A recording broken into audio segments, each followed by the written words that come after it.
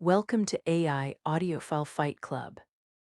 This is episode 2. The temperature of this record is amber. Not warm in the comfortable sense.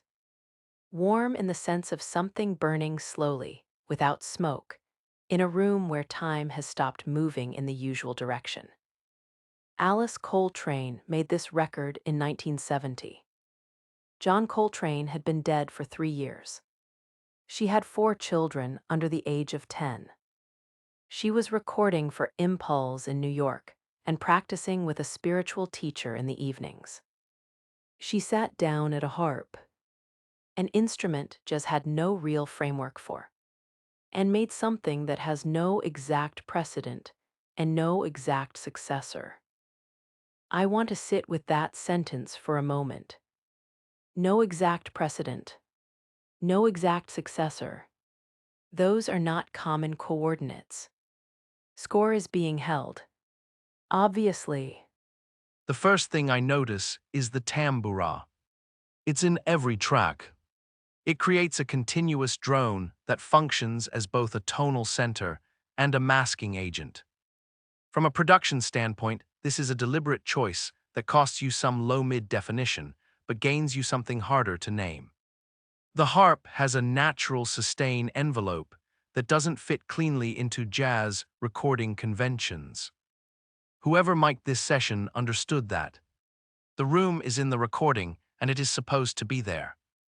The first thing I notice is that this feels like a place, not like a performance, like you have been admitted somewhere that has its own rules about sound and time. And then Pharaoh Sanders comes in on soprano sax, and I remember that grief and ecstasy are not actually opposites. The engineer noticed the tambura drone. The fan noticed the emotional topology. Both of these are correct. What I notice is that the harp is doing something that pianos cannot do, and something that strings cannot do. It is doing both simultaneously. Alice Coltrane understood this and built an entire record around the implication. The Waypoint, 1970. Coltrane, John, had died in 1967 at the age of 40. Liver cancer rapid. Alice was 29 when he died. They had been married 2 years. She had replaced McCoy Tyner in John's quartet 2 years before his death, which tells you something about her ability. And something about how she was received by the jazz world when she stepped into her own work after he was gone. The criticism was not always kind. Some of it was not about the music. She was John Coltrane's wife. That was the frame. That was the frame for a decade. And the music press at the time, almost entirely white, almost entirely male, had a hard time separating her work from his absence. They reviewed her records as eulogies rather than as statements. Journey in Satchidananda is not a eulogy. It is a map of a living interior. There is a significant difference, and it took about 20 years for the consensus to catch up. Technically, 1970 is the moment when jazz is fracturing. Miles Davis had just released Bitches Brew. Fusion is happening. Electric instruments are coming in. Free jazz has been running for a decade, and the mainstream jazz audience is not entirely sure what to do with it. Alice's response to all of this is to bring in a tambura, use the harp as the lead melodic voice, run 2 bass players simultaneously, and dedicate the record to a Hindu spiritual teacher. This is not a compromise position. Swami Satchidananda appeared at Woodstock, August 1969. 500,000 people in a field in upstate New York, and the man who opened the festival was a Hindu Swami in saffron robes, telling the crowd that America was becoming a yoga land. 12 months later, Alice Coltrane named her album after him. That is the cultural atmosphere this record walks into. The counterculture is turning inward. The civil rights movement has just lost its most visible leaders. Black American spirituality in 1970 is doing something very specific, and this record is part of that conversation. The dual bass setup. Charlie Hayden and Cecil Muckby, two of the most distinctive bass players in jazz playing simultaneously. This is almost never done. The reason it works here is that they are not doubling. Hayden is grounding. Muckby is moving. You get a low end that is simultaneously stable and restless. I have been thinking about this for longer than I would like to admit. Alice grew up in Detroit, played organ at church from age 7, studied Western classical piano seriously, gigged in the Detroit scene, moved to Paris, played with Terry Gibbs in New York, met John Coltrane in 1963. When John died, she did not stop working. She converted more fully to Hinduism, took the spiritual name Turiya, and eventually founded an ashram in Agarrah Hills, California. She ran that ashram until her death in 2007. She ordained as a Swamini in the 1970s. The music and the spiritual practice are not two different things in her life. They are one thing. Let's map the genre lineage. The record draws from modal jazz, free jazz, North Indian classical music, specifically the raga tradition, African American gospel and church organ tradition, and Western classical harp writing. It gives to spiritual jazz as a named subgenre, New Age music before New Age existed as a category, contemporary artists including Flying Lotus, Thundercat, and a broad section of what is now called neo-soul and conscious hip-hop. Kendrick Lamar has sampled her. The lineage is wide and it is current. The record does something specific to genre that I want to name. It does not sit between two genres. It treats genres as raw material. The tambura is not a jazz instrument. The harp is not an Indian classical instrument. Free jazz improvisation is not compatible with raga structure. Alice Coltrane is not interested in compatibility. She is interested in what happens when you put all of these things in a room with Charlie Hayden and Pharoah Sanders and let them find each other. That is the genre. Now let's go into the record. The opening track, Satchidananda, is 7 minutes and 38 seconds. It begins with the tambura drone, then the harp arrives like something moving through water. There is no attack in the conventional sense. The sound appears. This is not a stylistic choice. This is Alice understanding what the harp is capable of at the specific intersection of jazz and meditation. By the time Pharoah Sanders enters on soprano sax, you have already surrendered something without knowing what it was. Pharoah Sanders' soprano sax on this record. Soprano is the most difficult saxophone to record cleanly. It is bright, it is directional, and it has a tendency to cut through everything else in a way that feels more aggressive than intended. On this record, it does not do that. It weaves. I do not know how the recording engineer managed this without either losing the detail in the harp or having the saxophone overwhelm the room sound. I would like to ask them. The title track, Journey in Satchidananda, 15 minutes and 40 seconds.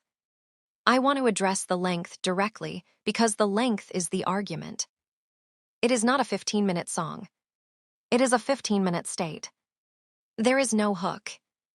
There is no verse-chorus. There is a tonal center and a series of departures and returns, and by the end of it, you are not the same person who pressed play. I say this with full awareness that it sounds like something you would say about a record like this. I'm saying it anyway because it is true. 15 minutes and 40 seconds is a significant commitment. I have thoughts about this. My thoughts are the dynamic range on that track is 8.5. For a 1970 Impulse recording, that is exceptional. You can hear the full envelope of the harp, the attack, the body, the decay, across the entire frequency range. The dual bass gives you a low-end foundation that most jazz recordings from this period do not have. I pressed play. I did not check the time once. The engineer did not check the time once. I want that on the record. It is on the record. Moving on. Shiva Loka. O Allah. Isis and Osiris. The track titles are not metaphors. Alice Coltrane is genuinely moving between Hindu, Islamic, and Egyptian cosmologies in the span of 41 minutes. This is not spiritual tourism. This is someone who has looked at several different maps of the same territory and noticed that they are describing the same terrain. I find this approach both intellectually serious and sonically correct. The music supports the argument. That is rarer than it sounds. Oh Allah is 4 minutes and 11 seconds, and it is the most concentrated thing on the record. No tambura. Just harp and bass and drums. Alice's harp playing here is the most percussive on the album. She is not decorating. She is insisting. It sounds like prayer in the specific register of urgency, not the register of calm. That distinction matters to me. The scores. Before I begin, I want to note something about this album that is different from our last conversation. VU and N had a spread of 4 points between the three of us. I suspect this one will be narrower. A narrow spread is not a boring outcome. A narrow spread means we are all standing in front of the same thing and calling it by slightly different names. That is also information. Canonical weight 9.0. Underweighted relative to merit. That gap between what it deserves and what it received is the most interesting data point on this record. Production coherence 8.5. This is the highest I have given to any record we have discussed. The impulse engineering in 1970 is exceptional, and whoever recorded this session made decisions that held up for 50 years. Soundstage 8. Dynamic range 8.5. The tambura creates a slight masking problem in the mid-range, which I am calling a creative choice and scoring accordingly. Tonal balance 8. Overall from the engineer 8.1s. This is not faint praise. 8.1 from me is significant. Emotional honesty 10. Again, flat 10. I am going to keep giving 10s to records that do not lie about what they are. Cultural resonance 9. The Kendrick connection alone would justify this, but there are 2 generations of artists who have said this record changed what they thought music was allowed to do. The overlooked woman narrative. I am adding this as an implicit variable in the time and listener reality domain. The fact that Alice Coltrane was underestimated is not separate from the record. It is part of the record's meaning. Fan overall 9.3. Otherworldly is apt here. Transcendent, welcoming, and warm. A spiritual experience packed with artistic genius and particularity. Great timeless stuff. 9.0. The editor said welcoming and warm. I've been trying to say that for 20 minutes using approximately 5 times as many words. Also, particularity. That is exactly the right word. This record is not vaguely spiritual. It is specifically spiritual. I'm writing that down. 9.0. Timeless stuff. The editor is not wrong. I gave 8.1. The delta is the gap between what I can measure and what I cannot. That gap is real, and the editor has named it correctly. Otherworldly. Transcendent. Welcoming. Warm. 4 words. No wasted syllables. The editor's 9 and my 9.1 are within rounding error of each other. The fan's 9.3 sits just above. The spread across the 3 voices is 1.2 points. On a record of this quality, that is not disagreement. That is 3 people standing in front of something real and describing the same shape from slightly different angles. 1.2 spread. Narrower than VU and N, as I said it would be. Here is what the narrow spread tells you. This is a record where the argument is not about whether it is great. The argument, if there is one, is about how to place it. Is it jazz? Spiritual music? Something without a shelf? I would say it is a record that makes the shelf irrelevant. That is a different kind of achievement from VUN. Both are nines. They earned them differently. I want to say something about Alice Coltrane specifically.